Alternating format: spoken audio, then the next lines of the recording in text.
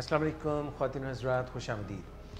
Programme हम आपके लिए लेके आए हैं ज़ियाबीतस के साथ कैसे जिएँ, डॉक्टर मोहम्मद इम्तियाज़ हसन से पूछिए। Doctor Mohammad Imtiaz Hasan consultant diabetologist, medical director, diabetics institute Pakistan हमारे साथ तशरीफ़ रखते हैं। आपके आमद का बहुत शुक्रिया। हमारा साथ दे रही हैं मिस नादिया शेख। ख़वातीन हज़रात, मुख्तलिफ़ मौज़ूआत पर प्रोग्राम करते हैं। बहुत ही अहम मौज़ू आज डॉक्टर इम्तियाज़ हसन इस पे गुफ्तगू करना चाह रहे हैं और सवालात भी इस बाबत काफ़ी आए हैं। डायबिटीज़ का बहुत गहरा ताल्लुक़ है कि खून में चर्बी का तनासुब क्या है, और खून में चर्बी के तनासुब का इससे भी रिलेशनशिप है कि हमारा फ़ैट कंटेंट बॉडी का क्या है, हम खाते पीते क्या हैं, हम ऑयली और तली हुई चीज़ें और मुरग़्ग़न ग़िज़ाएँ कितनी लेते हैं। इन सारी बातों को हम सवालात की सूरत में डॉक्टर इम्तियाज़ से पूछेंगे और वो इस तमाम बात का इहाता करेंगे और इसका कनेक्शन बताएंगे कि ज़ियाबीतस के साथ क्या है। जी डॉक्टर साहब, सबसे पहला सवाल जो है कोलेस्ट्रॉल के बारे में, क्या हम बात करने जा रहे हैं, तो बताइए। सबसे पहले तो ये बताएं कि कोलेस्ट्रॉल जो है वो होता क्या है। अच्छा, कोलेस्ट्रॉल को हम एक जनरल टर्म यूज़ करते हैं। बेसिकली कोलेस्ट्रॉल एक बीच जो खून के अंदर पाई चर्बी का नाम है। उसमें उसकी मुख्तलिफ इक़साम है, लेकिन इसको हम टोटली अगर आप एक ही जगह पे हम लेते हैं तो लिपिड्स कहते हैं कि खून में जो चर्बी के मुख्तलिफ किस्में वो कौन कौन सी हैं, तो हम लिपिड्स के बारे में बात कर सकते हैं। तो कोलेस्ट्रॉल एक ऐसी चीज़ है, बेसिकली ये एक बेसिक स्ट्रक्चर है जो हमारे अंदर मुख्तलिफ़ टिश्यूज़ हैं उसका ये बहुत लाजमी जुज़्व है। ख़ास तौर पे हमारे ब्रेन के अंदर जो टिश्यूज़ हैं और नर्वस टिश्यू हैं उसके अंदर जो वो बेसिकली वो फ़ैट से बनी होती है, और फैट्स में भी जो कोलेस्ट्रॉल वाला एलिमेंट होता है वो उसमें वो हिस्सा लेता है, स्टीरोल्स होते हैं उसके अंदर। तो ये जो चीज़ें हैं ये हमारे नर्वस टिश्यू, जहाँ नर्व्स हैं, ये इसका ये यानी जिन टिश्यूज़ के अंदर फ़ैट है उसके अंदर ये इसका पाया जाना लाजमी है। तो एक बड़ा लाजमी जुज़्व है। लेकिन जैसे हम बात करते हैं डायबिटीज़ की, कि डायबिटीज़ के अंदर शुगर तो होती है, हर बंदे के अंदर शुगर लेवल होता है, उसका एक नॉर्मल लेवल होता है। तो डायबिटीज़ में ये एब नॉर्मल होता है, तो ये कोलेस्ट्रॉल भी बाज़ औक़ात एब नॉर्मल हो जाता है। जब ये एब नॉर्मल होता है तो ये मुख्तलिफ़ किस्म की पेचीदगियों का बाइस बनता है।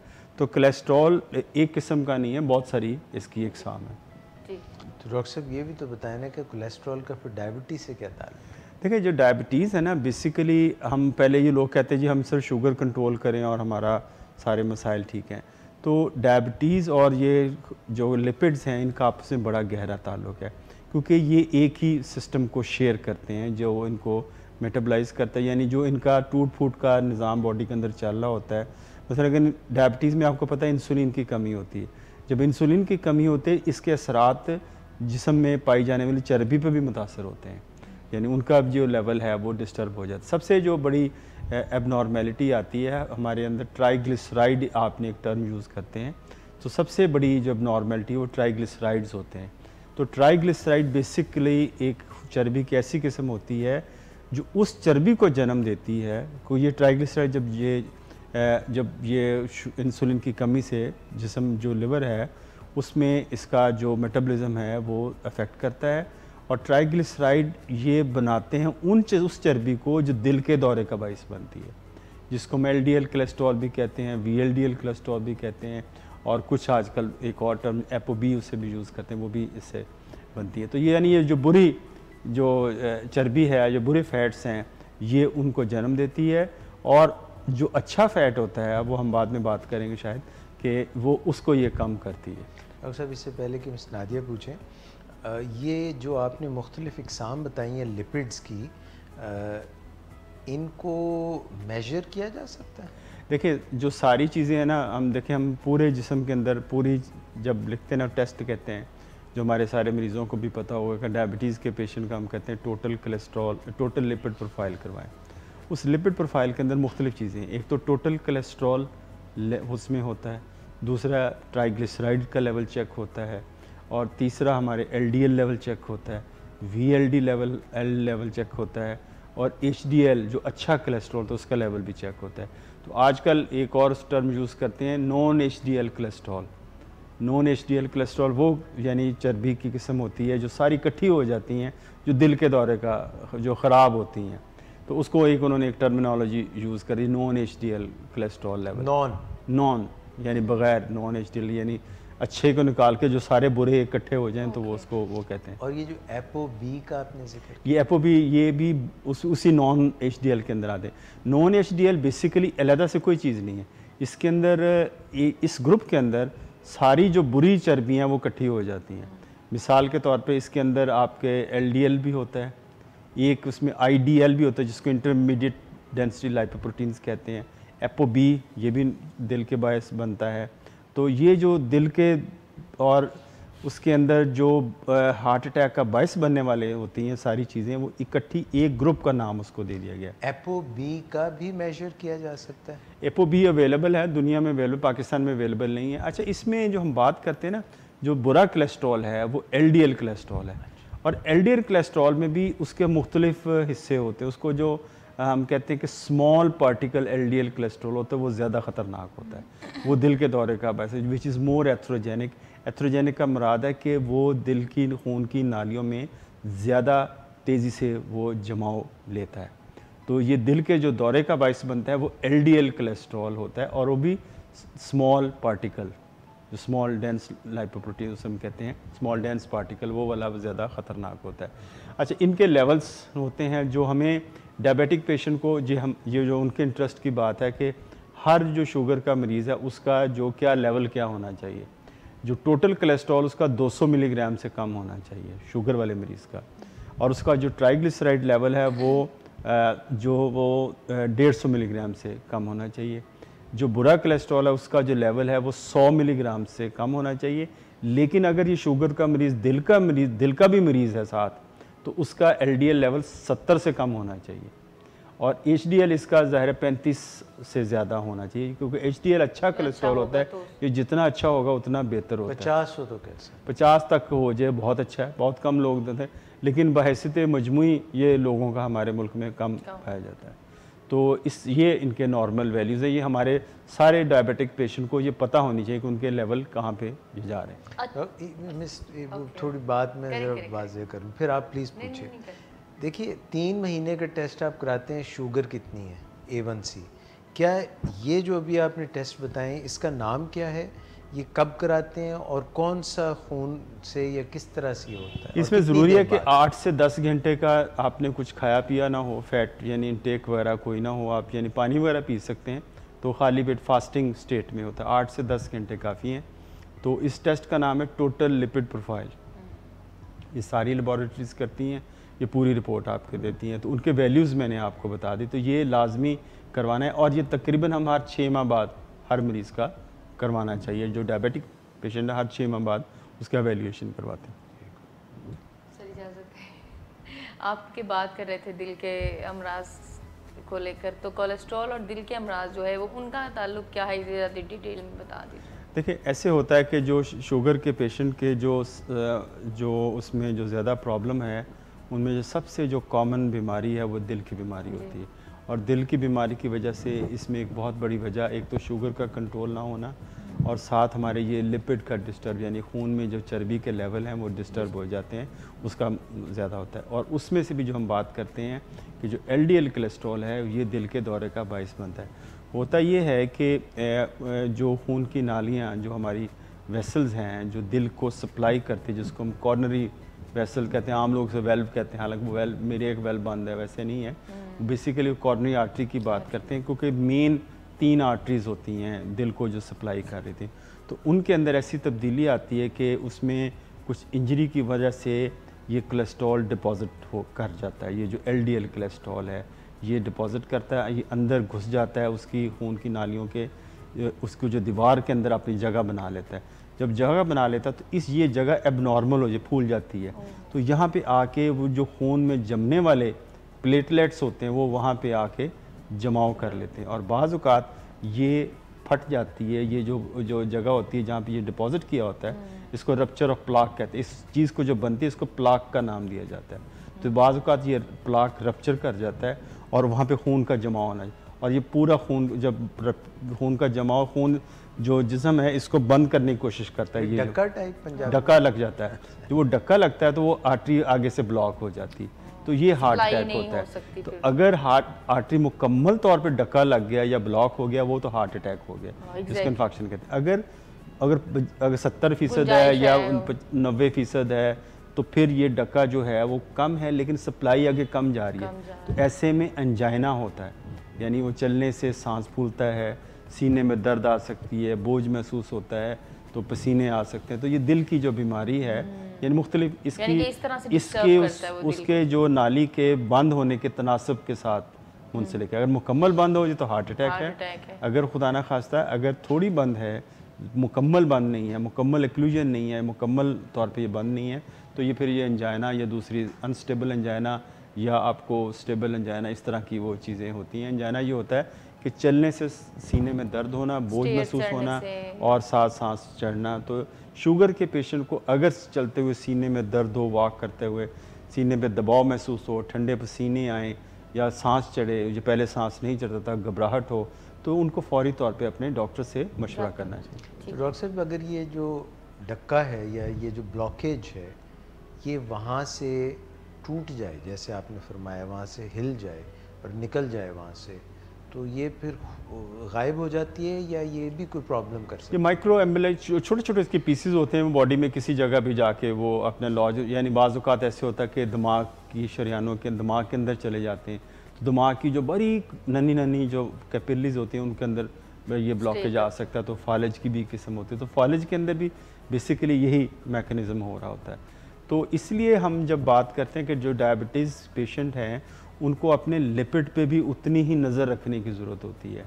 एक अनफॉर्चुनेट जो बात पिछले दिनों सोशल मीडिया पे चलती रही और बड़ी बदकिस्मती की बात है कि हम सोशल मीडिया को हम गलत इस्तेमाल हो रहा है उसका, और इसको मिस या डिसइंफॉर्मेशन के लिए इस्तेमाल किया जाता है। आपने बहुत सारा पढ़ा होगा जी, अब कोलेस्ट्रॉल कोई चीज़ नहीं रहा, बहुत सारे लोगों ने वो व्हाट्सएप पे भी लगाया होता था, अब कोलेस्ट्रॉल कोई चीज़ नहीं रहा, ये कोई बीमारी नहीं रही, इसको फ़लाँ ने ये डिक्लेयर कर दिया है, और आपको ये फ़लाँ ड्रग कंपनी का था कि जी ये कोलेस्ट्रॉल की दवाइयाँ ये लेना बेकार हैं। तो ये सारी चीज़ें इस पे वो बात होती रही मनफी अंदाज में, ताकि वो लोगों को गुमराह किया जाए जो लोग ये दवाई ले रहे हैं, जो बेसिकली बुनियादी तौर पे कोलेस्ट्रॉल की दवाई वो जान बचाने वाली दवाई है। मुझे कुछ अर्सा पहले 2-3 साल पहले मैं यूके में था, तो वहाँ पे एक बहुत बड़े वहाँ के जो कार्डियोवास्कुलर फिजिशियन थे, उनसे मौका मिला रॉयल कॉलेज में, तो मैंने उनसे पूछा कि हमने कहा ये कैंपेन चल रही, उनने एक बड़ी अच्छी बात की और ख़ूबसूरत बात की और मैं उससे बड़ा मुतासर भी हुआ, आप भी उनसे भी शेयर करता हूँ।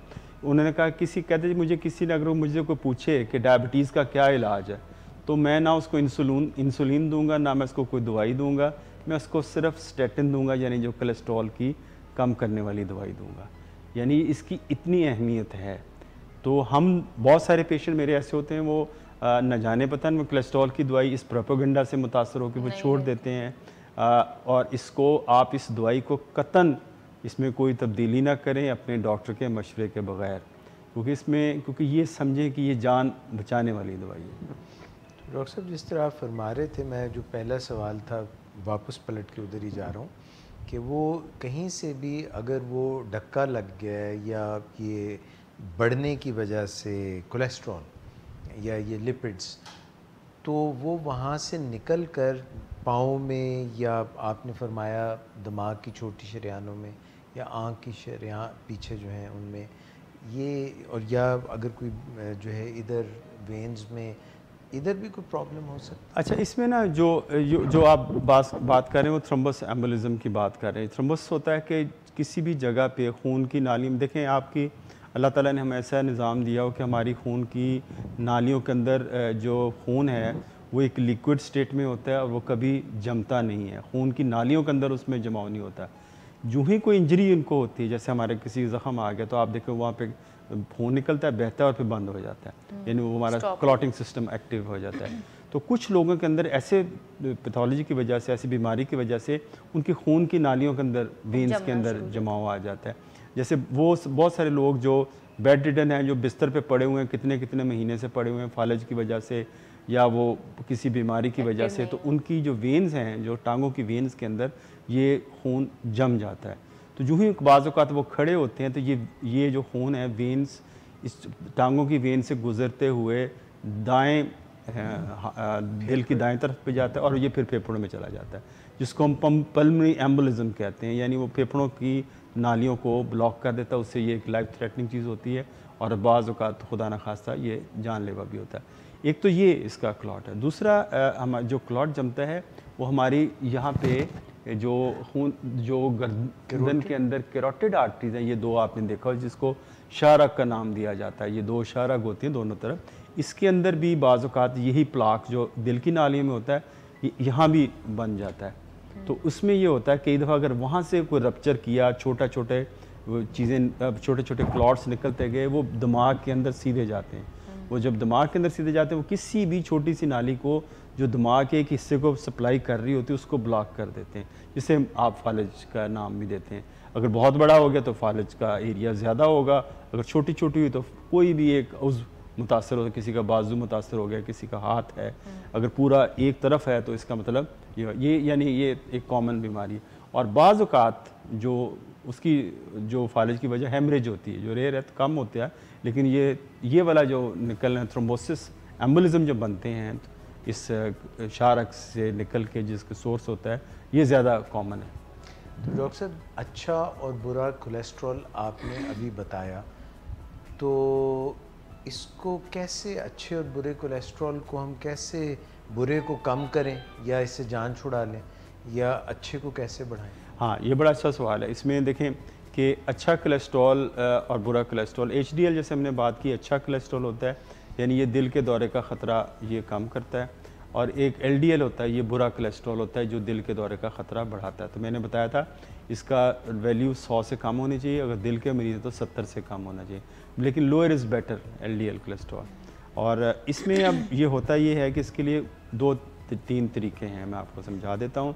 एक है दवाई के बगैर अपने कोलेस्ट्रॉल को कैसे ठीक करें, इसको नॉन फार्माकोलॉजिकल कहते हैं, यानी दवाइयों के बगैर कैसे हम कम करें। उसमें नंबर 1 वज़न, अगर 5% अपना कम कर लें, अगर आप ओवरवेट हैं तो 5 से 7% वज़न कम करें, इसका बहुत अच्छा इम्पैक्ट आता है। स्मोकिंग को तर्क कर दें, अगर सिगरेट नोशी करते हैं उसको ये ख़त्म कर दें। तीसरा ये है कि regular exercise 30 minutes physical activity रोज़ाना शुरू करें, ये आपके लिए बहुत बेहतर है। चौथा डाइट हमें वो लें, हमें जो आप इसको हम कहते हैं जो सैचुरेटेड फैट्स हैं, जैसे मक्खन, घी, इस किस्म की चीज़ें, ये हम इस्तेमाल में अपना वो एनिमल फ़ैट है उसका इस्तेमाल कम करें, और जो प्लांट से ओरिजिन की है वो भी करें। बाज़ औक़ात लोग कहते हैं जी हम वो जितना मर्जी लें उसका कोई नुकसान नहीं, लेकिन इसको भी मॉडरेशन के साथ लें। बाज़ लोग ये भी कहते हैं कि मक्खन और देसी घी तो नुकसानदेह नहीं, बिल्कुल नुकसानदेह है, इसमें डेफिनेटली कोई ऐसी एनिमल फैट, सैचुरेटेड फैट सारी मना करते हैं। फिर उसमें अब जो चीज़ है कि इसमें जो एक हम डाइट, बड़ी मशहूर डाइट है जिसको मेडिटेरेनियन डाइट कहते हैं, यानी वो लोग जो लोग यूनान और इटली के लोग जो मेडिटेरेनियन सी के बेसिन के इर्द गिर्द जिनकी मुल्क हैं वो लोग वहाँ यूज़ करते हैं। उसमें सलाद बहुत ज़्यादा होता है, ऑलिव्स होते हैं, और उसके अंदर फ़िश का एलिमेंट होता है। फ़िश बहुत अच्छी है, लेकिन ये वाली नहीं है जो हम फ्राइड फ़िश जो मजांग चुंगी में मिल रही, ये वाली फ़िश नहीं। आप बेक्ड फ़िश लें, उसको आप बड़ी अच्छी वो उसको टेस्ट करें।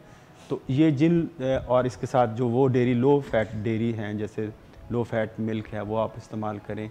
इसी तरह का जो इस तरह का लो फैट बनी हुई डेयरी प्रोडक्ट्स हैं वो आप इस्तेमाल कर सकते हैं। तो यानी ये मेडिटेरेनियन है जिसके अंदर बहुत सारे सलाद होता है, फ़िश का होता है, पोल्ट्री है उसमें यानी चिकन का इस्तेमाल है, लेकिन जो बीफ और मटन है इसका इस्तेमाल कम से कम रखें अपनी ग़िज़ा के अंदर। तो ये तो ग़िज़ाई हैं इसके जो मामला। लेकिन एक और बड़ी इंटरेस्टिंग चीज़ है कि हमें अपनी ग़िज़ा के अंदर नट्स का इस्तेमाल करना चाहिए। अब ये कहते हैं लोग कि आजकल रिकमेंडेशन ये है कि जो शुगर के पेशेंट हैं वो नट्स का इस्तेमाल करें। नट्स से मुराद है ये जो अखरोट, मूंगफली, बादाम, इसका इस्तेमाल हमें, ड्राई फ्रूट जिसको हम कहते हैं। लेकिन इसमें हमने भी थोड़ी सी हिच लगा ली है कि अगर हम उसके भी साल्टिश बना लिया हुआ है, आपने बहुत देखा मूंगफली को भी रोस्ट किया जाता है, नमक मिलते हैं, हाँ, और जिसका नमक लगा होता है उस पर, तो वो, और इसी तरह पिस्ते पे भी नमक लगा लेते हैं। भी ऑयल में भी कर लेते हैं, मिलते हैं काजू मिलते हैं, वो पैकेट से वो भी फ्राइड किए होते हैं, तिल लगे होते हैं गुड़ में बना के, पता नहीं तो कैसे। उसको भी हमने उसको, लेकिन आप उसको एज सच फॉर्म में नहीं। इसमें सबसे जो अच्छी चीज़ है जो आपके अच्छा कोलेस्ट्रॉल बढ़ाती है, जैसे आपने बात की है, वो आपका शुगर का अच्छा कंट्रोल होना, वो अच्छे कोलेस्ट्रॉल को बेहतर करता है। स्टैटिन यूज़ करें उससे भी कुछ होता है, लेकिन एक और दवाई निकोटिनिक एसिड्स होती है, वो कम यूज़ होती है पाकिस्तान के अंदर, वो भी अच्छे कोलेस्ट्रॉल को बेहतर करती है। लेकिन जो खुराक में सबसे अच्छी चीज़ है वो नट्स में अखरोट का इस्तेमाल। साइंस ने ये साबित किया जो अखरोट का इस्तेमाल है वो आपकी अच्छे कोलेस्ट्रॉल को ज़्यादा बेहतर करता है, और ट्राइग्लिसराइड जो बुरे कोलेस्ट्रॉल को ये कम करता है, वज़न भी कम करता है ना। बेहतर नट्स, यानी कि ये हेल्दी है कि एक मुट्ठी भर नट्स आप इस्तेमाल में अपने ला सकते हैं, जो डायबिटिक पेशेंट है, जो उनकी दिल की सेहत के लिए बहुत ज़रूरी है। ये तो है मैं नॉन फार्माकोलॉजिकल है। अब कुछ अद्वियात हैं जो इस्तेमाल की जाती हैं, जिसमें सबसे बड़ी इम्पॉर्टेंट दवा है वो स्टैटिन्स के नाम से है, आपने नाम सुना होगा, जिसमें रोज़ुवास्टैटिन है, सिम्वास्टैटिन है, इस तरह जिसके साथ स्टैटिन आता है। यानी ये जो वो अद्वियात हैं जो जिगर में जो कोलेस्ट्रॉल बनने की जगह होती है वहाँ पे उस एंजाइम को ये ब्लॉक करती हैं, तो इस तरह जो कोलेस्ट्रॉल बनने की जो शरह है वो आपकी कम हो जाती है। तो इसका इस्तेमाल लाइफ सेवर है, यानी इसके इस्तेमाल से दिल के दौरे का ख़तरा कम होता है, इससे बुरा कोलेस्ट्रॉल वो ड्रॉप होता है, एलडीएल कोलेस्ट्रॉल नीचे आता है। तो ये जो आपने फरमाई हैं अभी मुख्तलिफ सिम्वास्टैटिन, रोज़ुवास्टैटिन, एटोरवास्टैटिन, इनमें कोई बेहतर भी है या कोई कम बेहतर है? ये कुछ इसमें ना उन्होंने अब क्लासीफाई किया, इसको हाई इंटेंसिटी उसमें स्टैटिन्स कहते हैं, एक होता है मॉडरेट इंटेंसिटी की हैं और एक है लो इंटेंसिटी की हैं, तो उसकी डोज़ के हिसाब से किया है। अगर टॉर्वास्टैटिन अगर आप यूज़ करते हैं 40 मिलीग्राम के अंदर तो वो हाई इंटेंसिटी में आ जाता है, तो 10 to 20 मॉडरेट में आता है। जैसे पिटावास्टैटिन आजकल एक और है वो लो इंटेंसिटी में आता है। तो डिपेंड करता है, ये पर्सन टू पर्सन वेरी करता है, यानी हर आदमी के जो है उसके। अब जो अमेरिकन डायबिटिक एसोसिएशन ये कहती है कि हर आदमी जिसको हार्ट डिजीज़ है और उसकी उम्र 40 ईयर से ज़्यादा है और उसको अगर डायबिटीज़ भी और हार्ट डिजीज़, उसको तो लाजमी आपने स्टैटिन देना है। और एक ऐसा आदमी जिसकी उम्र 40 ईयर से कम है लेकिन डायबिटीज़ है, साथ कोई रिस्क फैक्टर, वो सिगरेट पी रहा है या उसके किडनी काम नहीं कर रही है, उसको ब्लड प्रेशर, उसको भी स्टैटिन आपने देना है। तो बहुत सारे लोग आप देखोगे, आपको स्टैटिन हम जब देते हैं तो जो साथ वाला जीपी होता है डॉक्टर, ये जो आपको तो कोलेस्ट्रॉल है नहीं तो आपको कोलेस्ट्रॉल की दवाई क्यों दी हुई है? तो ये उसी तरह है कि जो हाई रिस्क पेशेंट में चले जाते हैं, तो 40 साल से उम्र कम है, यंग भी हैं, लेकिन उनके साथ रिस्क फैक्टर है, यानी उनको हार्ट डिजीज़ होने का ख़तरा ज़्यादा है। यानी हार्ट डिजीज़ के रिस्क फैक्टर्स क्या क्या वो मैं गुजारिश कर देता हूँ। डायबिटीज़, ब्लड प्रेशर, यूरिन के अंदर प्रोटीन आना और स्मोकिंग करना और फैमिली हिस्ट्री होना। कुछ लोगों के ख़ानदान के अंदर दिल की बीमारी होती है जिनको छोटी उम्र में हार्ट डिजीज़ हो जाती है। तो ये 4-5 रिस्क फैक्टर, इनमें से कोई एक रिस्क फैक्टर भी है तो आपको स्टैटिन लेने चाहिए अगर आपकी उम्र कम भी है। स्टैटिन रात को क्यों देते हैं? इसलिए कि जो इसकी जो प्रोडक्शन है वो रात को होती है। ये आपका जो कोलेस्ट्रॉल है ये रात शायद इसलिए क्योंकि लोग जो है जितने मुर्गन खाने वो रात को खाते हैं, तो इसलिए शायद रात ये हो सकता है ये वजह, लेकिन उसकी जो बुनियादी वजह की इस एंजाइम की जो एक्टिविटी है वो मैक्सिमम रात को होती है। लेकिन आजकल जैसे जो रोज़ुवास्टैटिन है वो आप दिन में किसी वक्त भी ले सकते हैं, ऐसी कोई बात नहीं। तो डॉक्टर साहब ये स्टैटिन्स के कोई साइड इफ़ेक्ट्स भी हैं, बुरे इफ़ेक्ट्स भी?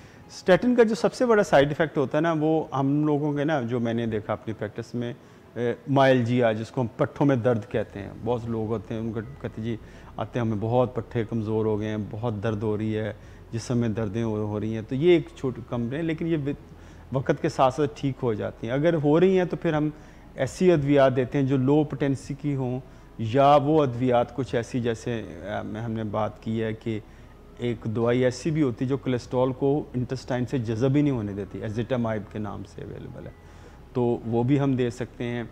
और तीसरी जो चीज़ है आजकल वो पाकिस्तान में तो अवेलेबल नहीं है, बहुत महंगी है, अमेरिका में बहुत महंगी है, वो इंजेक्टेबल है, महीने में एक इंजेक्शन है, PCSK9 उसको उस इनहिबिटर्स कहते हैं उसको, लेकिन वो महंगी दवाई है, पाकिस्तान में शायद ना ही आए, तो इंजेक्शन की शक्ल में महीने में एक दफ़ा, वो भी आपके LDL कोलेस्ट्रॉल को लो करती है। तो एक्टिव लाइफस्टाइल से कुछ पट्ठों को तकवीयत मिलती है और पानी ज़्यादा पीने से कुछ बहुत फ़र्क पड़ता है, बहुत ज़्यादा फ़र्क पड़ता है। एक्टिव लाइफस्टाइल होंगे तो कम होते हैं, लेकिन अगर आपको टोटली इनटॉलेबल हो जाए फिर हम दूसरे रास्ते सोचते हैं कि ये दवाइयाँ दी जा सकती हैं। और ये जो ट्राइग्लिसराइड का आप बता रहे थे कि ये भी अच्छे नहीं होते अगर ज़्यादा हों।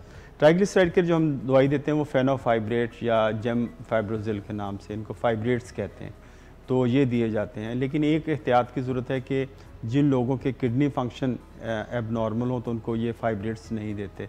फिनोफाइब्रेट पाकिस्तान में अवेलेबल है, वो अगर किडनी आपका ख़राब है, वो काम नहीं करे तो हम उसमें ये अवॉइड करते हैं। लेकिन एक बात ये देखा गया कि अगर आप जेम फाइब्रोजिल जो यहाँ पे जेमपिट के नाम से अवेलेबल है, अगर आपको सिम्वास्टेटिन के साथ मिलाएं तो आपके जो पट्ठों में दर्द और बाज़ का इतना दर्द होता है कि वो पट्ठे टूट फूट भी जाते हैं, तो इसका ख़तरा रिस्क बढ़ जाता है। तो इसको बड़ी एहतियात के साथ डॉक्टर के मशवरे के बगैर खुद बजाते खुद ना लें।